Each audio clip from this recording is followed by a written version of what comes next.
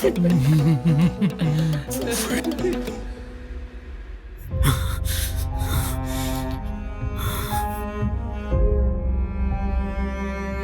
গল্প শুনবি? রাজার গল্প। রাজার মানে আমার? বল বল। এক রাজ্যে এক রাজা ছিল, স্বৈরাচারী। রাজ্যের সবাই তারে ডাকত নরপিশাচ। সেই মজা পাইছি, বল বল। মানুষের উপর জুলুম করাই তার একমাত্র নেশা ছিল। কিন্তু দুঃখের বিষয় কি জানিস? সেই রাজা নিজেও জানতো না যে তার রাজত্ব খুব বেশি দিন আর টিকবে না। কারণ এই দুনিয়াতে সব স্বৈরাচারেরই পতন হয়। সেই মজা পাইছি, তারপর? একদিন সেই রাজার রাজ্যেরই খুব সাধারণ একটা বালক রাজার বিপক্ষে চলে গেল, আর রাজার রাজত্ব চোখের পলকে ধূলিসাৎ হয়ে যায়।